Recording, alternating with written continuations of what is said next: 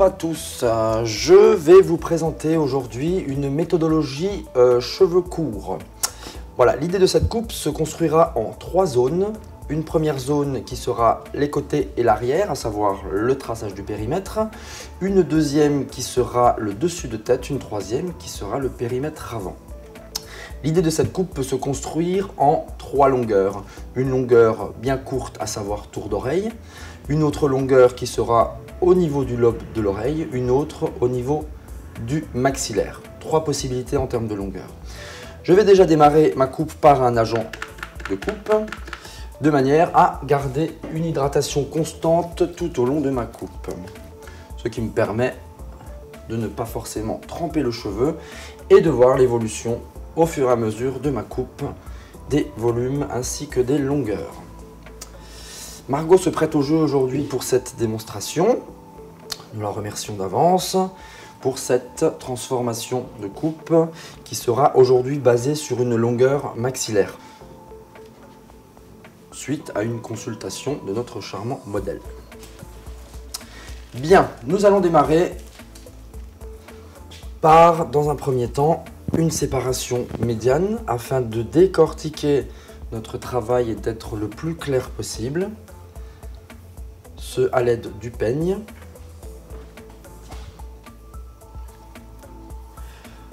Notre première zone de travail partira au niveau des points récessifs, donc du bas des points récessifs, passant en dessous de la zone pariétale, rejoignant le dessus de l'occipital. Nous démarrons donc à l'aide d'une pince afin d'avoir le plus de précision possible. Comme je le disais tout à l'heure, au niveau du point récessif, rejoignant le dessus de l'occipital. J'isole cette première partie.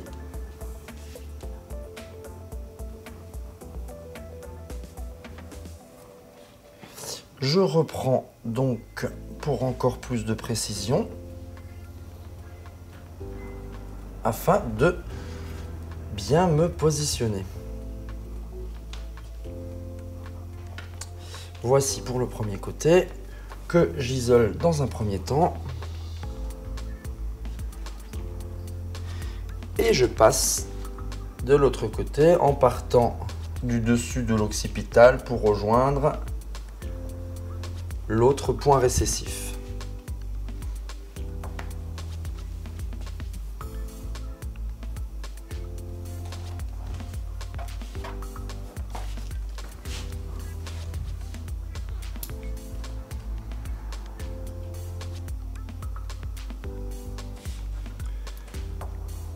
Voici pour la première séparation.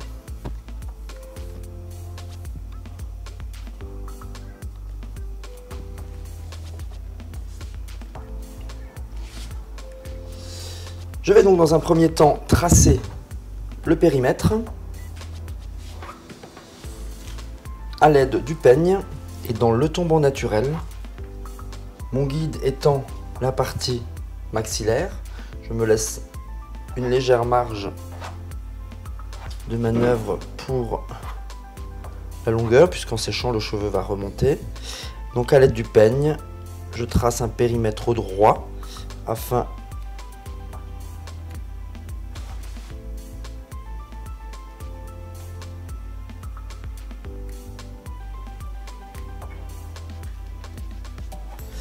je vais donc tracer, comme je le disais, une ligne droite, sans piquetage, sans élévation, dans le tombant naturel, afin de créer une base stable et solide.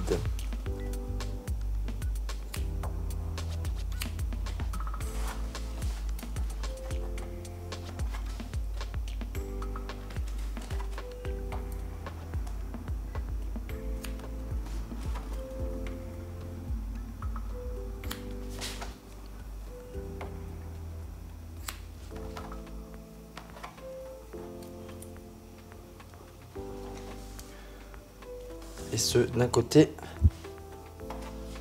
vers l'autre. Surtout sans donner de direction.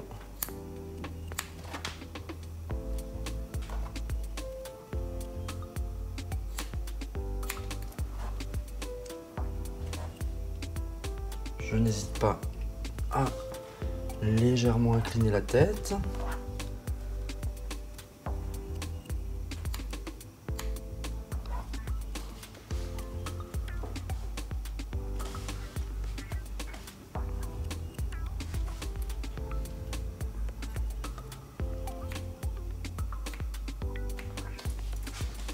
Je procède à la balance de manière à équilibrer mes longueurs.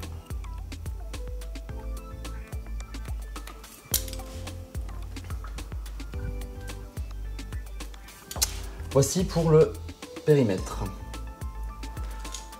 Ensuite, je vais procéder à une élévation horizontale à 90 degrés en dégradé arrondi, à savoir 90 degrés par rapport à la forme du crâne, ce qui va me permettre d'amorcer ma ligne dégradée tout en cherchant ma transparence. Je coupe en piquetage. Face à mon travail sans contre-direction, je continue de même sur la partie arrière, où cette fois-ci j'élève ma section à 90 degrés au niveau de l'os occipital.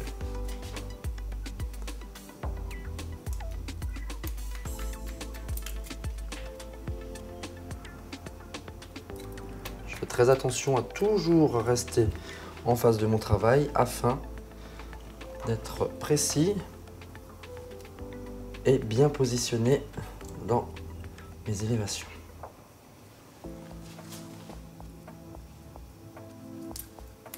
La première zone est très peu dégradée. Margoite un cheveu assez fin. Je décide donc de rester assez plein sur la bordure périmétrale, ce qui est un choix par rapport aux cheveux. J'aurais eu la possibilité, si le cheveu était plus épais, d'intensifier légèrement le dégradé.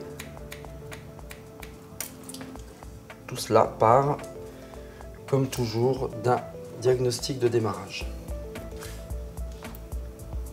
Et je continue jusque sur l'autre côté, toujours dans la même élévation.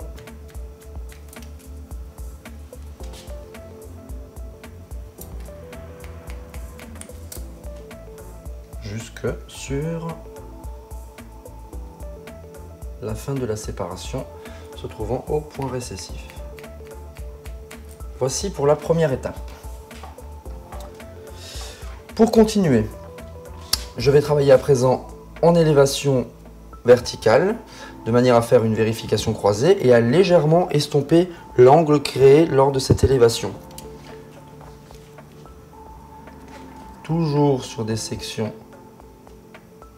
à 90 degrés, j'allège simplement l'angle, je ne l'enlève pas. Il est très important pour la stabilité et la matière. Néanmoins, je vais simplement l'agrémenter.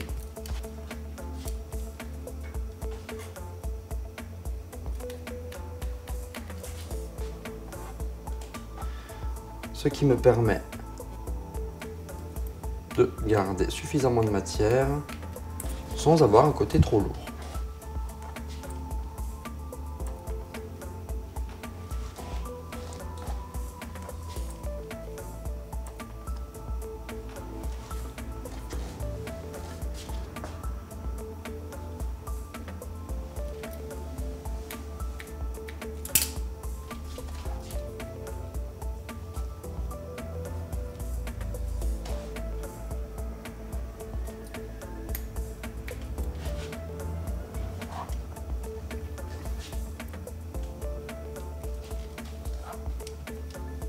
Cas contraire, si j'avais eu un cheveu plus épais, voire une ligne plus courte, j'aurais pu directement enlever l'angle de manière à creuser la nuque pour donner un style totalement différent et peut-être un peu plus rock.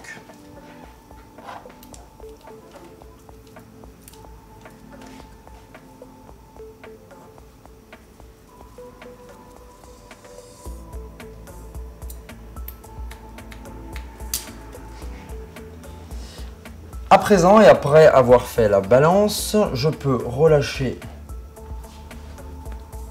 ma séparation pour commencer ma prochaine zone de travail. Nous allons à présent procéder au dessus de tête.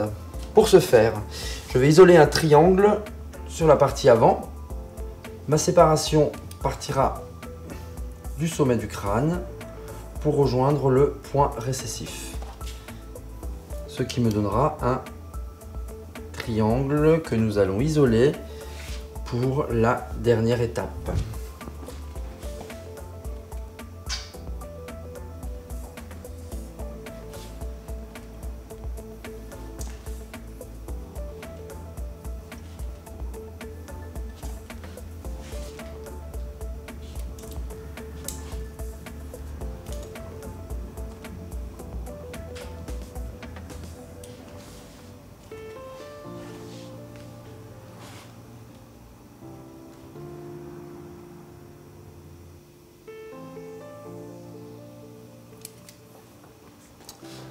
À présent, nous allons donner la jonction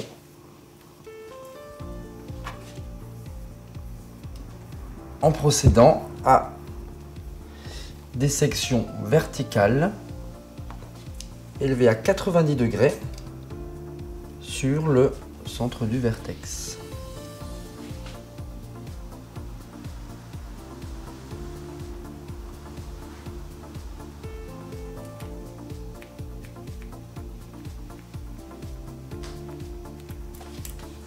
Et je continue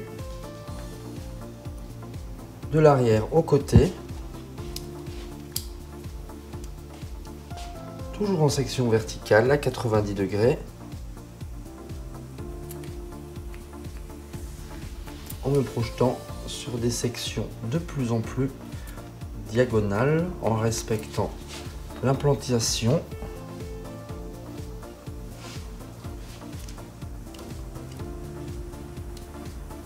Et cette fois, sur les côtés, je me retrouve à 90 degrés au niveau des pariétaux.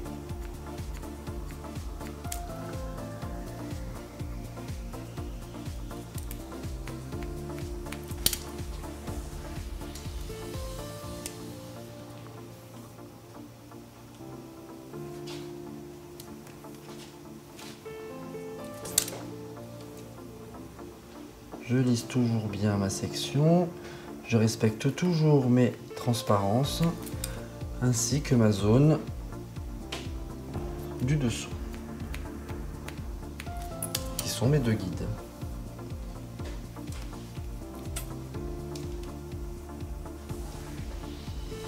Pour me guider, mon élévation se trouve à ce niveau,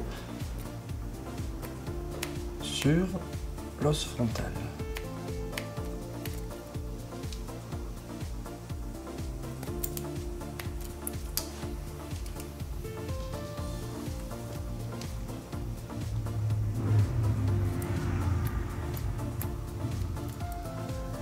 Et je fais la même chose de l'autre côté, en respectant toujours le mouvement et le sens de l'implantation, afin d'être en respect morphologique.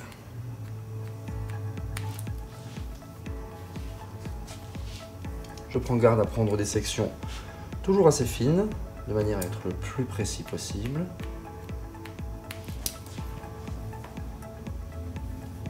Et je fais de même de l'autre côté.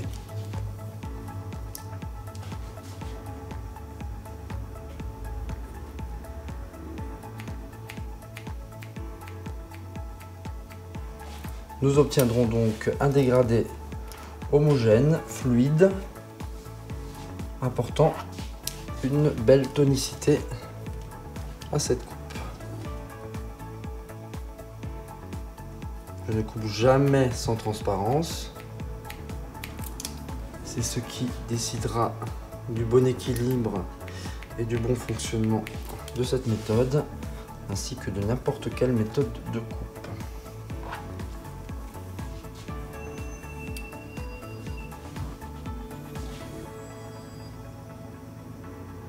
On peut bien voir la transparence.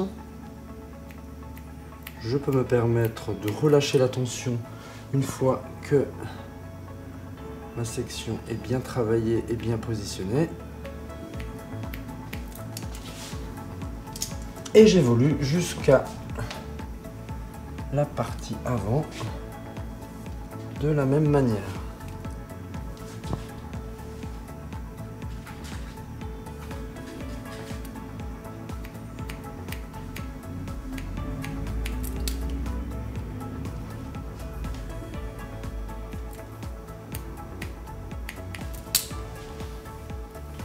Je procède à présent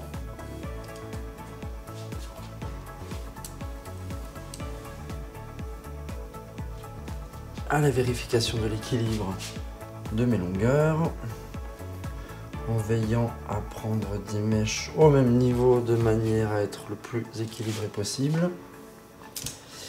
Et voici pour l'avant-dernière phase. Nous allons procéder à présent à la dernière étape, à savoir je relâche le triangle.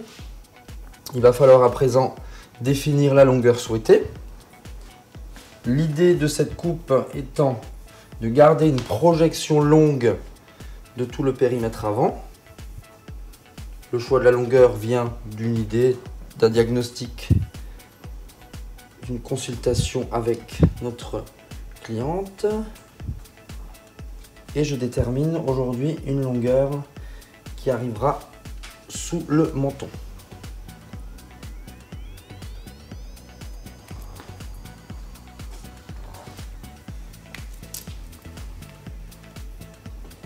Voici pour déterminer la partie périmètre avant. Je procède à la vérification de mes longueurs.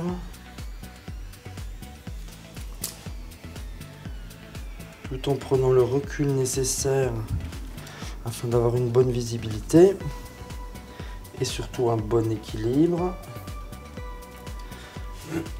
Voici. Pour la dernière étape, je vais créer une médiane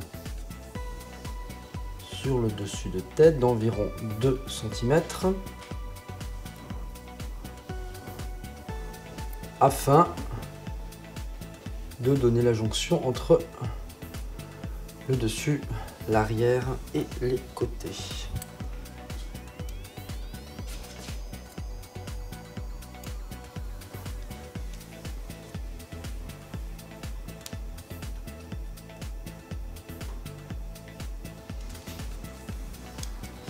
Pour ce faire, je sépare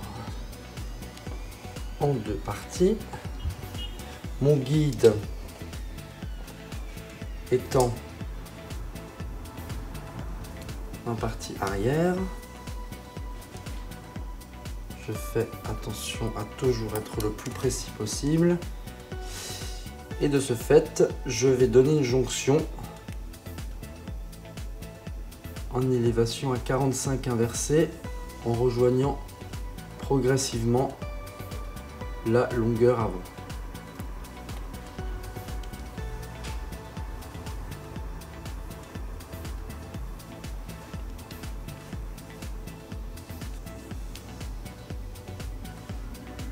Je travaille ainsi en coupé-glissé de manière à ne pas anémier le cheveu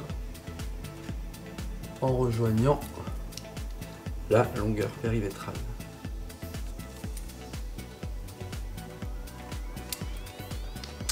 Je peux ainsi séparer cette médiane en 2 parties.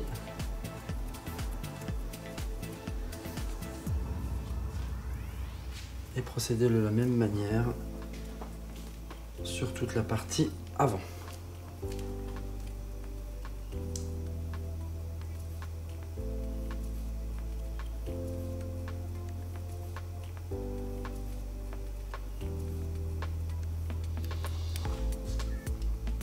Et je continue progressivement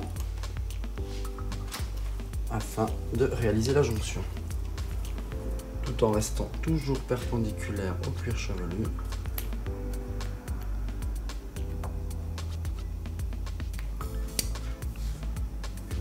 Ce qui permettra d'apporter du galbe sur le dessus de tête, tout en préservant cette fameuse longueur avant.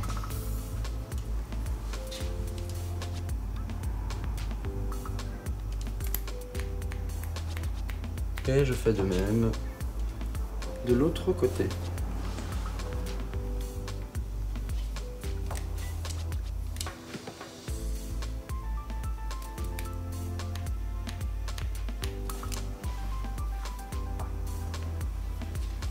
En respectant toujours ma ligne précédente, à savoir la diagonale.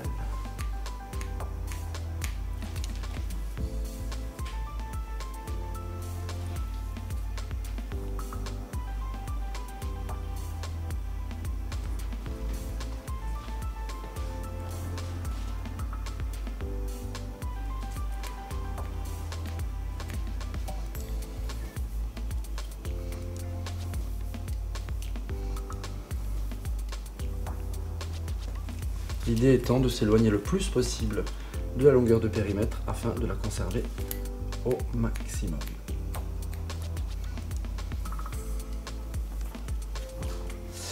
À présent, la méthode de coupe étant terminée, je vais reprendre toujours dans le sens de ma méthode des sections verticales afin de travailler légèrement dans la matière. Je dis bien légèrement compte tenu du cheveu fin.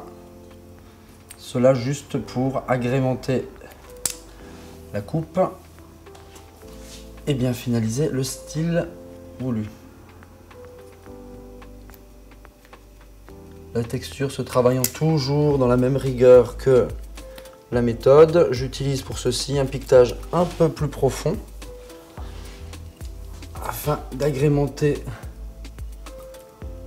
la coupe et d'apporter un tant soit peu de légèreté dans un coiffage naturel que vous pourrez voir tout à l'heure.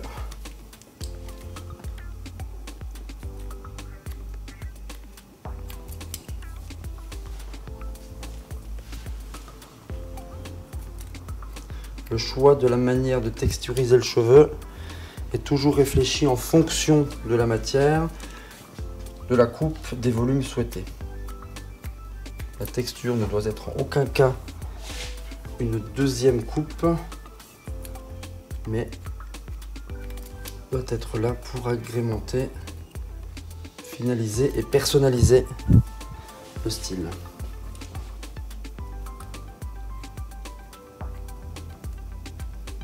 Je fais bien attention de respecter les angles mis en place lors de la méthode.